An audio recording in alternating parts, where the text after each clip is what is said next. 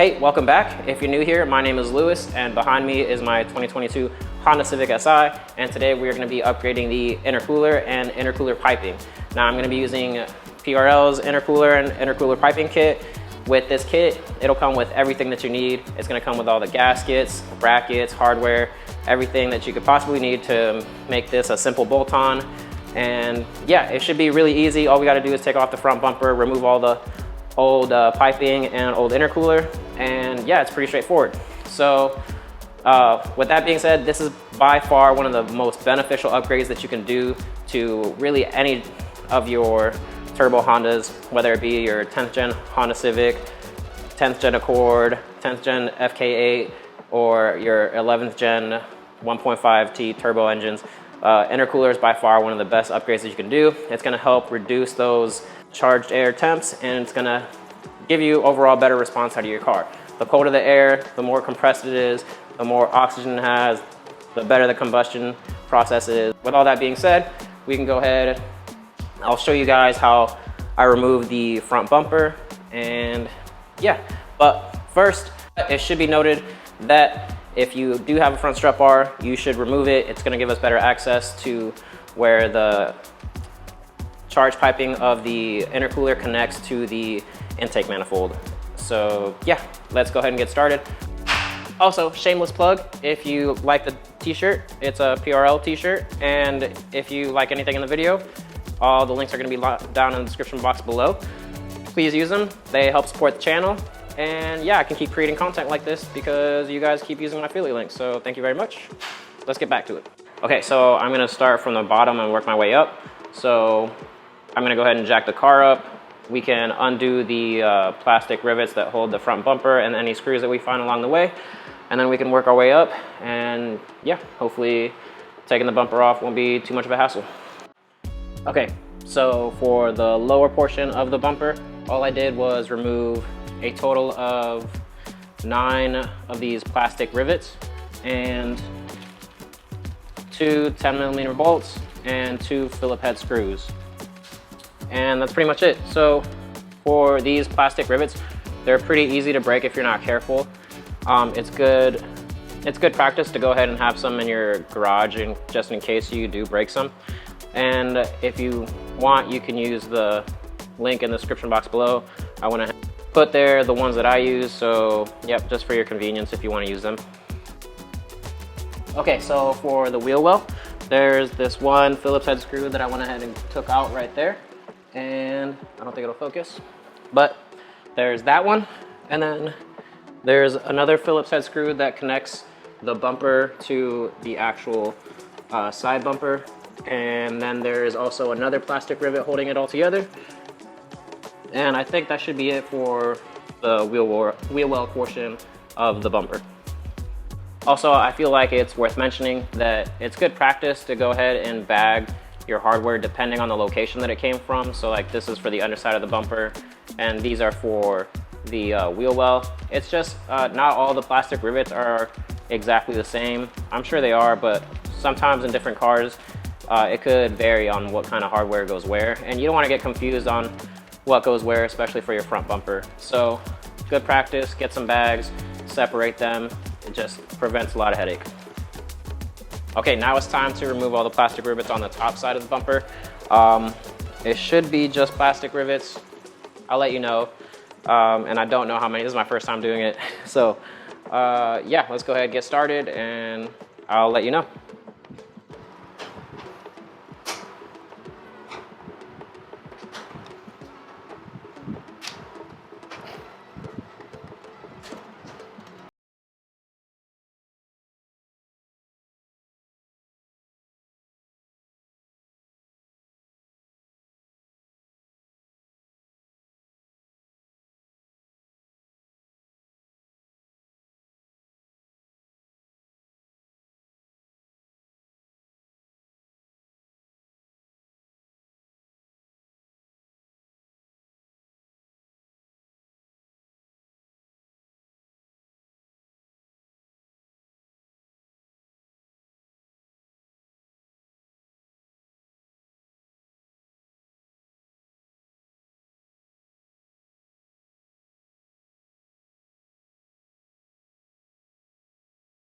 4, 5, 6, 7, 8, 9, 10, 11. So, oh, sorry, and 12. So there's a total of 12 on the top side. And then for the bottom, I believe I said 9, and it's all on the inner edge. None of these outer edge ones closer to the front bumper. It's all these outer ones that you need to take out. So now that the front bumper is off, we can go ahead and take a look at the stock intercooler, and it's pretty tiny. So let's go ahead and start working to get it off, and then we'll compare it to the new PRL intercooler, and we can see some of the differences between the two. So what it looks like that holds the intercooler in is going to be these two 12mm bolts that connect the end tank of the stock intercooler to the charge piping. And then we have this 10mm bolt that is attaching the bracket to the intercooler. And this is for both sides. Two 12 mils, one 10 mil, and then do that on this side, do it on the other side, and it should come out.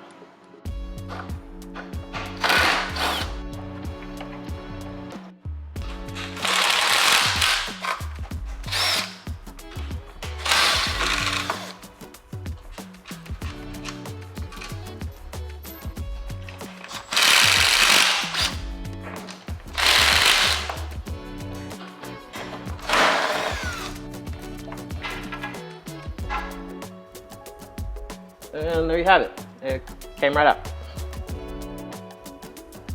So in case you were wondering what the differences were between the stock intercooler and the PRL intercooler, there you go.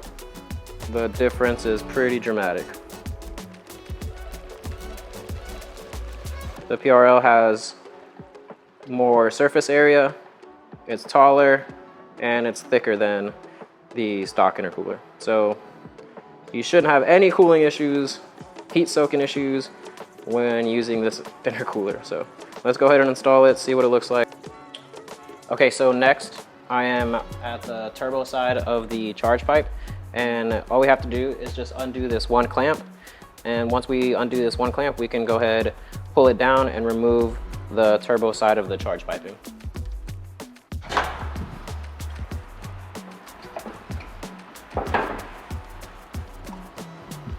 All right, now it's time for the other half of the charge piping, and we can start by removing this clamp.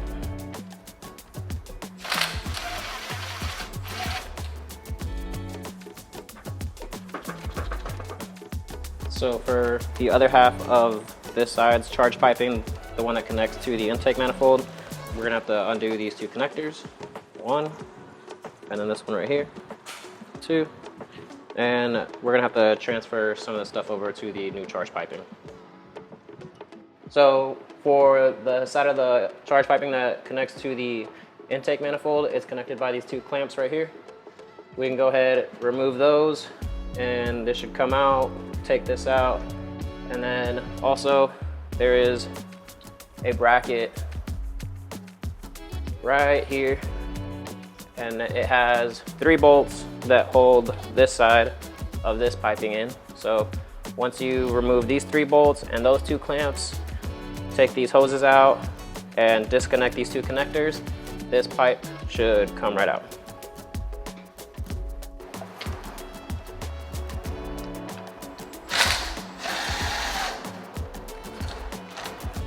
Also, just for your reference, these are 10mm for the bracket, and the clamps I used in 8mm.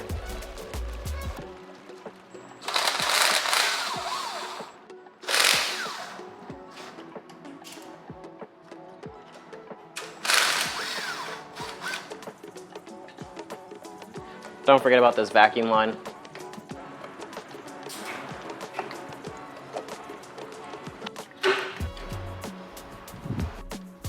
Okay, so right now I feel like it's a good time to mention that I'm gonna go ahead and remove this just to make my life a lot easier. And I'm gonna be removing the entire Cobra cold air intake and putting back the stock intake. The Cobra cold air intake is not gonna work with the upgraded intercooler piping. The intercooler piping is just a lot bigger than the stock, so it's gonna rub against the Cobra cold air intake, and I don't want it to rub. So we're gonna go ahead and remove this, put the stock intake back in, and then yeah, hopefully, you know, maybe somewhere along the line I'll do an intake that was specifically made for the 11th Gen Civic.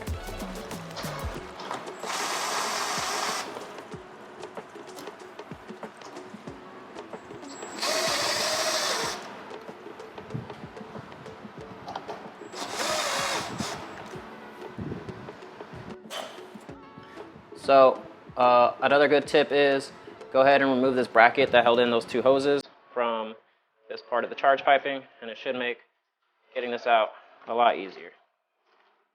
And just like that. We can go ahead and pull this charge pipe from the bottom half, and it should come out really easy. And just like that, this side of the charge piping is out. Now do keep in mind that mine does have this resonator delete kit. Yours probably won't have this unless you've done it, but expect to have a couple other things attached to this, just so you're aware. Okay, so now that we got all the charge piping out, we can go ahead and remove the sensors and then transfer them over to the new charge piping. I'm going to use a 5/16 to remove these bolts.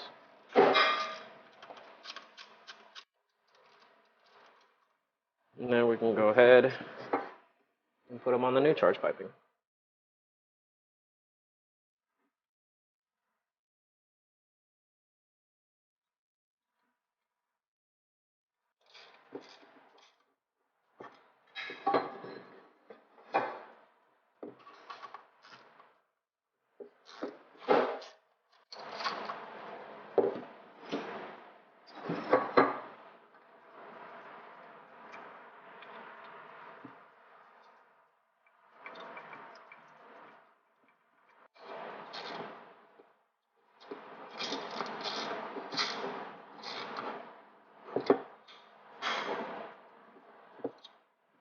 Now that we transferred the sensors over, I'm going to go ahead and install the PRL provided bracket, and it's going to be two Allen key bolts that go on this side, and then they provide you with, I believe it's to 10 mil for these two.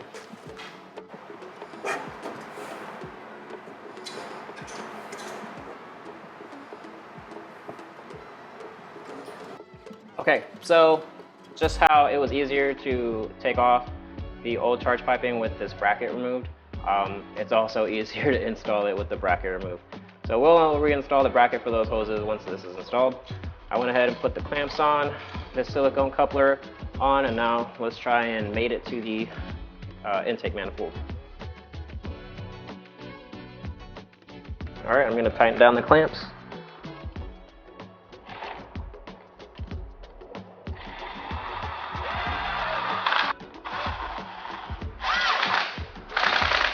All right, now we can go ahead and install this bracket.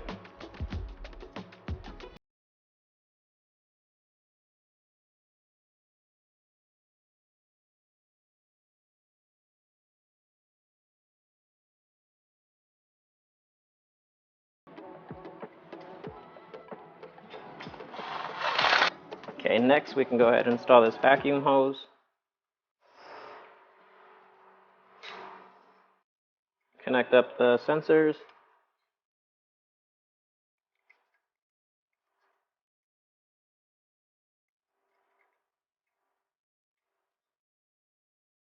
And then we can install the two bolts that hold this bracket in.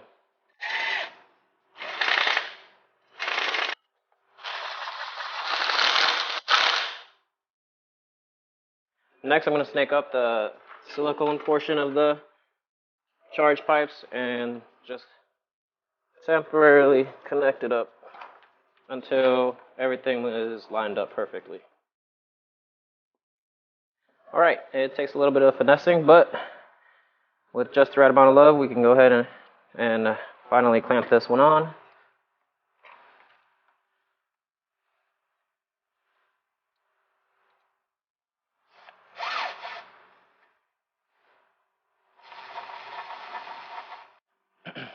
Okay, so for the turbo side of the the charge piping, you will have to reuse this part of the stock charge piping. Now this is just the piece that connects this silicone piece to the actual PRL intercooler, and yeah, it's pretty easy, just slips right on. And yeah, let's go ahead and do the turbo side.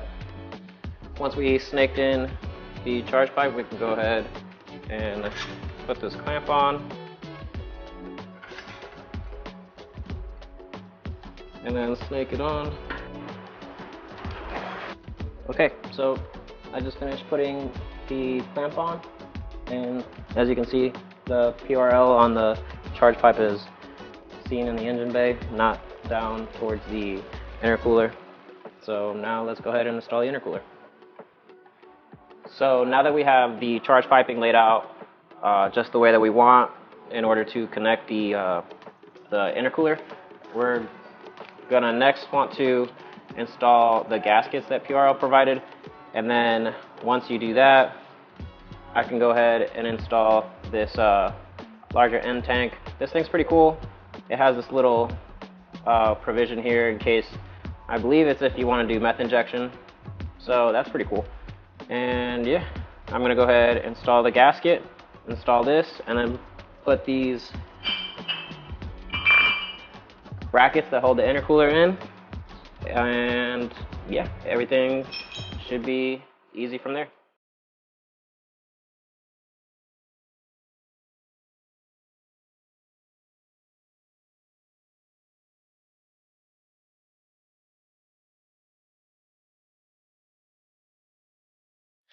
Once you have your gaskets installed and we're getting ready to install the intercooler, don't forget about these rubber bushings. They go on the underside of the intercooler and they sit in the little slot on the side of the car. So don't forget these. They're probably stuck to your original intercooler if they're not there. And yeah, you need these. They help support the intercooler. Another thing you don't want to forget is these old brackets. They have these rubber grommets, and you're going to want to transfer these rubber grommets over to the new brackets that PRL provided you.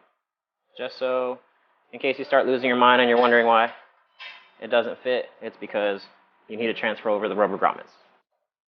I'm going to go ahead and install the intercooler with the grommets and the bracket pre-installed. It'll probably make life a lot easier.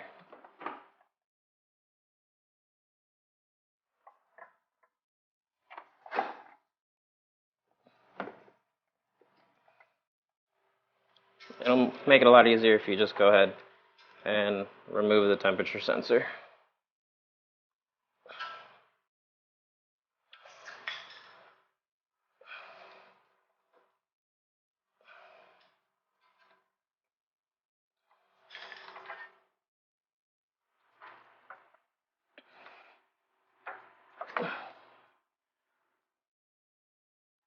Now we can go ahead and reinstall the temperature sensor. Okay, so I'm going to go ahead and reuse the original screws for the original brackets, and I'm going to use those to put this new PRL bracket in.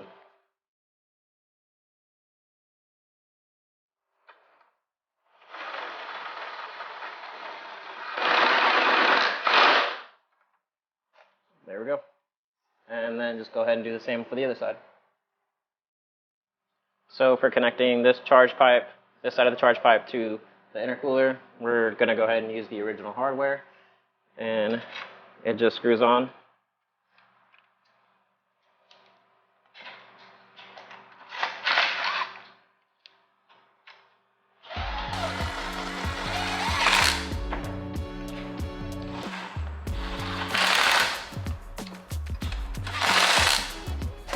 And that's it. We're all done. Okay, so it's the next day. That's why I'm in different clothes. It was getting too late and I had to pick it up the next day.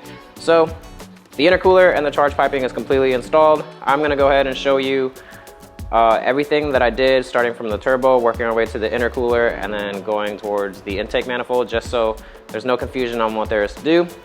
And yeah, let's go ahead and get started. So as you can see on the turbo side, all there is the hose that routes up to the turbo.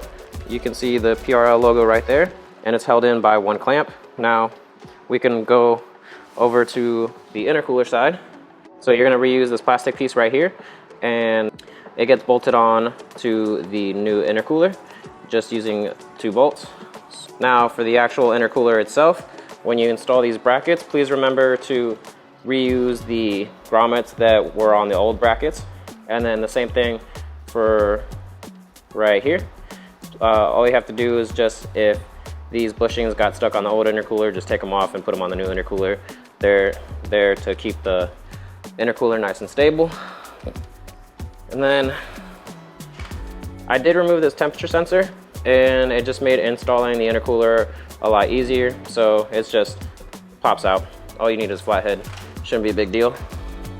Now moving on to this side, again, these brackets, just make sure that you have the old bushings or the old grommets installed into the new brackets, and then the bushings right there, make sure they get transferred over to the new intercooler.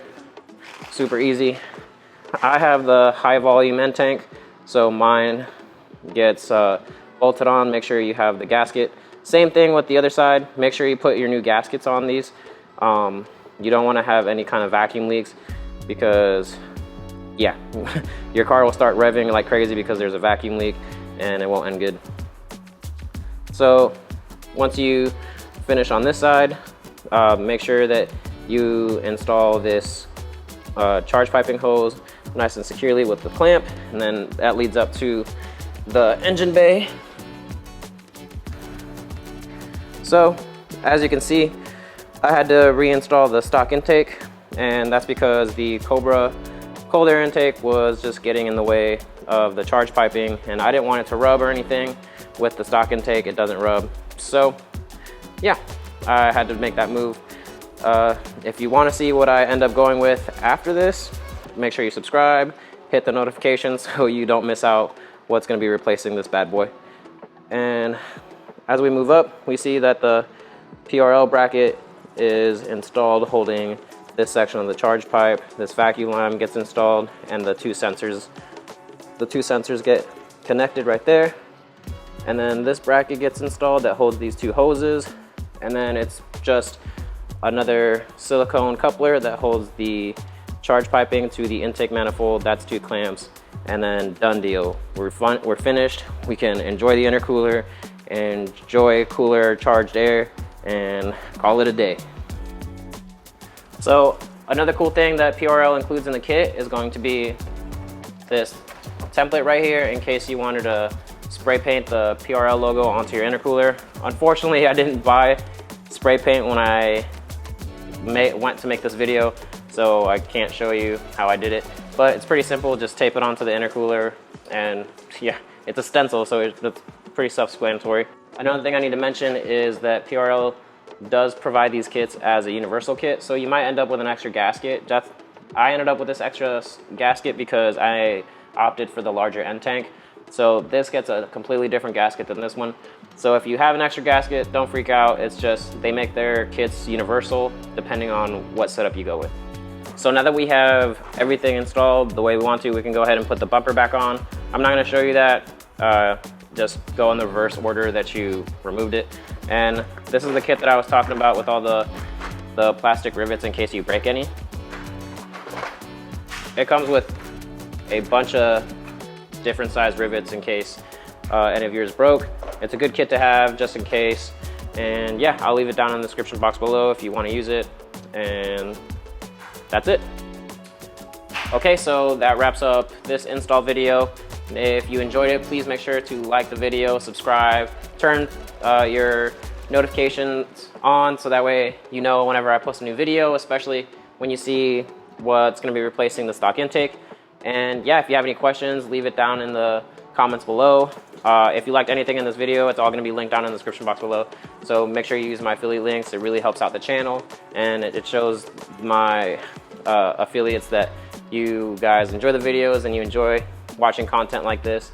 So yeah, thanks for all the support, guys. You know, we're past 500 and well, really feels like a short amount of time. So I appreciate you guys coming back and supporting the channel, and hopefully I can keep producing this content for you, and that's it. Thanks for watching, and I'll see you on the next one.